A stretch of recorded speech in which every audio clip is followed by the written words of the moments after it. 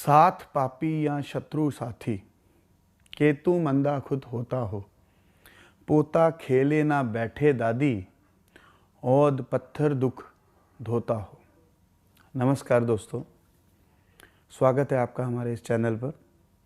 आपको एक महत्वपूर्ण बात मैं सबसे पहले बताने जा रहा हूँ कि मैं और मेरी पूरी टीम 12 भावों में बैठे हुए 9 ग्रहों के अलग अलग वीडियोस, जो लगभग 108 वीडियोस हैं, इस चैनल पर लगातार डाल रहे हैं। मैंने ये सब बातें असली उर्दू की लाल किताब के तीनों संस्करणों 1941, 1942 और उसके अंतिम संस्करण 1952 में से ही बताए हैं, या फिर खुद की जो मेरी मेहनत थी, या सब विद्वानों से जो मैंने अभी तक सीखा है उसका जो अनुभव है, और जो अनुभव मैंने पिछले 13-14 सालों में लिया, जो इकट्ठा किया, वह सब उसी के आधार पर मैं आपको बता रहा हूँ। आपके मन में अगर किसी भी तरह का कोई प्रश्न हो तो आप हमें नीचे दी गई वेबसाइट, फ़ोन नंबर, ईमेल या कमेंट बॉक्स में ज़रूर लिखिए। हम आपको इसका उत्तर ज़रूर देंगे। दोस्तों, अब बात करते हैं ऐसे इंसान की जिसका चंद्र जो है वह भाव नंबर 11 में बैठा हो। लाल किताब में इस भाव में बैठे हुए चंद्र के होते हुए इसे ना के बराबर यानी निष्पक्ष यानी कि जीरो कहकर पुकारा गया है। इस भाव में ज़्यादातर चंद्र जो है वह कमज़ोर हो जाता है और उसका जो फल है वह भी मंदा रहता है। लाल किताब में एक सिद्धांत है कि 11वें भाव में बैठा ग्रह अपने शत्रु ग्रह की आशा को नष्ट कर देता है, और चंद्र का जो शत्रु ग्रह है वह है केतु। इसलिए जातक का जो संतान पक्ष है वह कमज़ोर होता देखा गया है और उसे भविष्य में पुत्र से संबंधित परेशानियां या केतु से संबंधित परेशानियां उठानी पड़ती है। परंतु अगर ऐसे इंसान की कुंडली में बृहस्पति यानी कि गुरु महाराज अगर अच्छे हों तो फिर इसे धन, दौलत, शान और शौकत, नाम, शोहरत, इसकी कभी कमी नहीं आएगी। ऐसे इंसान के उम्र के 17वें साल, 23वें साल, 27वें साल, 36वें साल, 47वें, 48वें और 55 इन सालों में, और भी कई सालों का वर्णन दिया गया है, इन सालों में इसके धन कमाने के योग प्रबल हो जाएंगे। इसे इस समय का सदुपयोग जरूर करना चाहिए। ऐसा इंसान अपने बाकी अशुभ ग्रहों का उपाय करके इस योग का अधिक लाभ ले सकता है। दोस्तों, चंद्र का शुभ फल लेने के लिए आपको बहुत सी बातें गौर करनी या उन्हें अमल में लाना होगा, वरना इसका जो नेक असर है वह कम और मंदा असर आपको अधिक आएगा। लाल किताब में बहुत स्पष्ट शब्दों में लिखा है कि दादी बैठे पोता ना खेले, यानी कि अगर दादी होगी तो पोता यानी कि इस इंसान के यहाँ बेटा पैदा नहीं होगा, बल्कि इसका मतलब ये है कि अगर इस इंसान के यहाँ बेटा पैदा हो जाए और इस इंसान की माता यानी कि बच्चा या होने वाले बच्चे की, खास लड़के की, ये शर्त सिर्फ लड़के पे है कि दादी उसे देख ले तो अनर्थ होगा। अब ये क्या अनर्थ होगा वह भी सुनिए, फिर उसमें मैं आपको अपना अनुभव भी बताता हूँ। जो मैंने प्राप्त किया है, लाल किताब के अनुसार चंद्र 11 वाले के यहाँ पे जब भी संतान पैदा होने वाली हो या जब उसकी पत्नी को लेबर पेन शुरू हो जाए, तभी उसकी माता यानी कि जिससे लेबर पेन शुरू हुई है उसकी सांस वहाँ से चली जाए, और अगर लड़का पैदा हो जाए तो 43 डेज वह माता यानी कि लड़के की मदर, उसकी होने वाले बच्चे की दादी अपने पोते को 43 डेज ना देखे, वरना इसका जो प्रभाव है वह विपरीत पड़ेगा दोनों में से एक पे, या दादी पे या पोते पे। खास करके आने वाले 12 सालों में तो एक ही जिंदा रहेगा, ऐसा किताब में लिखा है। अब कई लोग इस पे तर्क देते हैं कि ऐसा कुछ नहीं हुआ, पर मैं आपको इसमें अपना अनुभव बताने जा रहा हूँ। ज़्यादा असर इस ग्रह योग का वहाँ देखा गया है जहाँ दादी और दादा मौजूद यानी ज़िंदा हो, और अगर 43 डेज़ में से पहले अगर दादी ने पोते का मुंह देख लिया, अब इसका असर जो है वो क्या होगा। कई केस मैंने ऐसे देखे हैं कि अगले 3 सालों के अंदर दोनों में से यानी दादी या पोते में से एक हॉस्पिटल पहुंच गया, या दादी की आंखों का ऑपरेशन हो गया, या दादी विधवा हो गई, या दादी को बेहद हद से ज़्यादा नुकसान उठाना पड़ा सेहत से रिलेटेड, या बेटे का यानी कि पोते का ऑपरेशन, यानी कि जो बच्चा पैदा हुआ है उसका ऑपरेशन। अब जो लोग ये वीडियो देख रहे हैं, अगर उनकी माता जी ने पोते को जन्म समय ही देख लिया है और अभी भी किसी बताई हुई परेशानी से अगर जो मैंने परेशानियाँ बताई हैं अगर वह गुजर रहे हैं, तो उनके लिए उपाय भी दिए गए हैं कि मान लीजिए अगर ऐसा हो गया और नहीं पता था उसको तो क्या करें। जैसे कि सुबह उठ के दादी अपनी आँखें और अपना जो सर है, माथा है, वह दूध से धोए।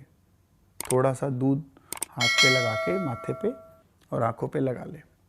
इसके अलावा भी और उपाय हैं, सभी इस वीडियो में मैं आपको एक्सप्लेन करना नहीं कर पाऊँगा, ये संभव नहीं है, और हर तरीके की उपाय को समझाना भी संभव नहीं है सोशल मीडिया पे। इसलिए मैं इसके लिए आपसे अभी ही क्षमा मांग लेता हूँ। आपको संपर्क करेंगे तो आपको डिटेल में इसको समझाया जा सकता है, चाहे आप मेरे से कीजिए, चाहे आप किसी भी अच्छे ज्योतिषी से जो लाल किताब जानता हो करिए। अब बात करते हैं कि किस वजह से औलाद नहीं हुई। अगर मान लीजिए औलाद ही नहीं हुई, उसका भी उपाय दिया गया है लाल किताब में, क्योंकि चंद्र यहाँ पर बेटे का सुख नहीं लेने देता है। तो उसके बारे में ध्यान से आपको सुनना चाहिए कि आपको सोने की यानी कि जो प्योर गोल्ड है उसकी सलाख सिलाई लेकर उसे गर्म करके 11 दफ़ा दूध में बुझाना चाहिए, और उसके बाद वह दूध को आपको पी लेना चाहिए। वह दूध आपको 43 डेज़ इसी तरह से बुझा के 11 बार गर्म सोना 11 बार बुझाकर वह दूध 43 डेज़ लगातार आपको पीना चाहिए, क्योंकि इससे आपको बृहस्पति की मदद मिलेगी। और उन्हें औलाद की जो परेशानी भुगतनी पड़ रही है उस वह नहीं भुगतनी पड़ेगी। अगर भगवती ने चाहा तो आपकी झोली जरूर भर जाएगी। आप अगर चाहें तो स्वर्ण भस्म युक्त कई ऐसी देसी दवाइयाँ हैं, च्यवनप्राश है, जो आपको अगर वो सही कंपनी के अच्छी क्वालिटी के हैं तो उसको आपको यूज़ करना चाहिए। अगर असली स्वर्ण भस्म आप अगर उसमें डालते हैं, उसका उपयोग करते हैं, तो ये आपके लिए नेक ही होगा। आप इसके लिए अच्छी कोई भी देसी दवा कंपनी का सहायता ले सकते हैं। एक ख़ास बात आपको जो ध्यान रखनी चाहिए कि भूल के भी आप अपनी बेटी, अपनी बहन, इनकी शादी को बुधवार के दिन नहीं करना चाहिए। ना ही आपको शुक्रवार को अपने किसी रिश्तेदार की शादी पे जाना चाहिए, या आपको खुद की शादी करवानी चाहिए। शनिवार को कभी भूल के भी आपको कंस्ट्रक्शन नहीं लगवानी। ना ही किसी तरह की कोई लोहे की आइटम अगर आप कोई खरीदना चाह रहे हैं हैवी मेटल में अपने लिए घर के उपयोग के लिए, तो नहीं खरीदनी चाहिए। ये बातें आपको हमेशा ज़रूर माननी चाहिए। आपको इससे कोई नुकसान नहीं होगा, लेकिन फ़ायदे बहुत होंगे। अब आगे बात कर चलते हैं। सबसे ख़ास बात आप हमेशा आपको याद रखनी चाहिए कि इस इंसान को सूर्य निकलने से पहले और सूर्य ढलने के बाद कोई दान नहीं करना चाहिए। ना ही आपको दान लेना चाहिए, ना ही दान करना चाहिए। मैं आपको उदाहरण देकर समझाता हूँ कि सुबह सूर्य निकलने के बाद ही मंदिर जाएं और कुछ दान पुण्य करें, उससे पहले नहीं। ना ही शाम को सूर्य ढलने के बाद आपको ऐसा करना चाहिए। दान कोई भी हो, कहीं भी दिया जा रहा हो, पर आपको इसका ध्यान हमेशा रखना चाहिए, इसकी याद आपको हमेशा रखनी चाहिए। अब मैं आपको दान देने की एक मिसाल भी देता हूँ। आप अपनी शादी करवाएंगे तो उसका मतलब है कि आप कन्यादान लेने गए हैं, या आप अपने बेटे की शादी करवाएंगे तो किसी बेटी का दान आप लेंगे। इसी तरह से अपनी बेटी की शादी कर रहे हैं तो आप कन्यादान दे रहे हैं। तो ऐसे जातक को कन्या का दान लेना या कन्यादान देना सूर्य के रहते ही करना चाहिए। यहाँ तक कि जो गुरु उपदेश है, संकीर्तन है, वे सब चीज़ें भी एक दान है। उसे भी ग्रहण करते समय आपको इन बातों का ध्यान रखना चाहिए, क्योंकि जो श्रवण करते वक्त जो गुरु उपदेश है वह भी एक तरह का दान ही है। इंसान कभी कुआं या ट्यूबवेल आदि ऐसा इंसान बिल्कुल भूल के भी ना लगवाए। भूल के भी दरिया या नहर या समंदर का सफ़र ना करें। इवन मैं यहाँ तक बोलूँगा कि बोट वगैरह के ऊपर भी इंसान को जाने से बचना चाहिए। मर्चेंट नेवी या इंडियन नेवी आदि में ऐसे इंसान को भूल के भी पार्टिसिपेट नहीं करना चाहिए, ना ही इसे एज ए प्रोफेशन जाना चाहिए। अब बात करते हैं तालीम की। लाल किताब में ऐसे इंसान की जो तालीम है वह बरसाती नाले की संज्ञा दी गई है, यानी कि कभी तो उसमें पानी होता है और कभी सूख जाता है और कभी बेहद तेज होता है। इसी तरह से ऐसा इंसान या तो अपनी स्टडी पूरी करेगा या नहीं करेगा,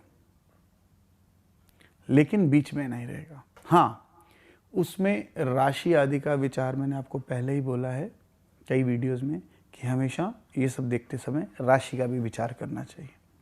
इससे उन्हें अधिक सहायता मिलेगी।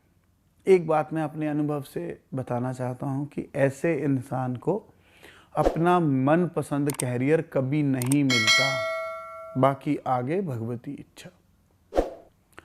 अब क्या एजुकेशन ऐसे इंसान को लेनी चाहिए? कॉमर्स के अंदर ऐसे लोगों का ध्यान बहुत जल्दी जाता है। मेडिसिन लाइन के अंदर ये जा सकते हैं क्योंकि इसमें शनि का 11वां भाव शनि का भी है। जेमोलॉजी के अंदर भी जाना चाहिए। मैंने आपको पहले बताया कि भूल के भी आपको मर्चेंट नेवी या किसी भी तरह के समंदर से रिलेटेड कारोबार आपको नहीं करने चाहिए। अब बात करते हैं कारोबार की। जेम्स एंड ज्वेलरी के अंदर ऐसे इंसान का फ़ायदा बहुत हुआ है, देखा भी गया है, फ़ायदा देगा। वाइट मेटल्स के अंदर आप कोई भी बिजनेस कर सकते हैं। किसी भी तरह के बच्चों के खिलौने या बच्चों से रिलेटेड कोई काम आप करेंगे तो हमेशा नुकसान उठाएंगे, इसलिए इससे आपको बचना चाहिए। मिल्क प्रोडक्ट के business, dairy farms, dairy products, ये आपको फ़ायदा देंगे। आगे अब बात करेंगे उपाय की। बृहस्पति के उपाय हमेशा फ़ायदा देते हैं। मैंने आपको सोने की जो भी सोने वाली मिसाल दी पहले, वो भी इसी का ही उपाय था। दूध का दान महाकल्याण। इस इंसान को हमेशा अपना दूध का दान अपने किसी भी मंदिर या खास करके किसी भैरव मंदिर में दूध देने का दान या लोगों के अंदर बांटने का काम, दूध को बांटने का काम करना हमेशा फ़ायदा देगा। कभी भी कोई परेशानी हो तो इसका आपको फ़ायदा आपको इमीडिएट मिलेगा। बोट का सफ़र भूल के भी मत करिए। जब जब आप मन परेशान हो या माता जी की तबीयत खराब हो तो 121 खोए के या मावे के, जिसको मावा भी बोलते हैं, पंजाब में खोया बोलते हैं, उसके पेड़े बनाकर, खासकर 1100 ग्राम के ही खोया लेकर उसके भी 121 पेड़े बनाकर आपको चलते पानी में जल प्रवाह करना चाहिए, खासकर मंडे। सुबह और शाम का दान लेना और देना बेहद मंदा है, वो मैंने आपको पहले भी बताया, अभी भी बता रहा हूँ। पानी का सफ़र नहीं करना। दोस्तों, जो चंद्र है वह सबसे तेज गति से आकाश में और 12 राशियों में गोचर करता है। ये सबसे तेज गति का ग्रह माना गया है और लगभग 2.5 दिन में ये एक राशि से निकलकर दूसरी राशि में चला जाता है। इसी तरह से जो बाकी 8 ग्रह हैं वह भी अपने अपने समय के अनुसार गोचर करते हैं और राशि परिवर्तन करते हैं। जैसे शनि महाराज है, वह एक राशि में 2.5 साल रहते हैं। राहु और केतु लगभग 18 महीने एक राशि में रहते हैं, हालांकि ये वक्री चलते हैं, उल्टे चलते हैं। इसी तरह जो लगन है वह भी एक दिन में लगभग हर 2.5 घंटे में बदल जाता है, पर उसकी जो डिग्री है वह हर मिनट हर पल बदलती रहती है। इसलिए जो एक अच्छा ज्योतिषी है वह आपकी जब जन्म तारीख या आपकी कुंडली को देखता है तो उस समय अगर थोड़ा सा भी अंतर हो तो इस चीज़ का खास ध्यान रखते हैं कि इससे आपका कहीं फलादेश ना बदल जाए, क्योंकि इसके बदलने के चांसेस बहुत ज़्यादा होते हैं। इसलिए उसे इस बात का ध्यान रखना भी चाहिए। और आपको ज्योतिष चयन करते वक्त भी ऐसे ही इंसान का चयन करना चाहिए जो ज्योतिष के ऊपर पूरा पारंगत हो। दोस्तों, हम लोग, आप अपना प्यार हमें लगातार हमसे बना के रखते हैं, आप हमारे वीडियोस देखते हैं, उसके लिए आपका कोटि कोटि धन्यवाद। आप हमारा अपना आशीर्वाद हम पर बनाए रखिए ताकि हम इसी तरह से उससे प्रोत्साहित होकर अपने वीडियोस डालते जाएं। जल्दी ही मिलेंगे नए वीडियो में, तब तक के लिए नमस्कार।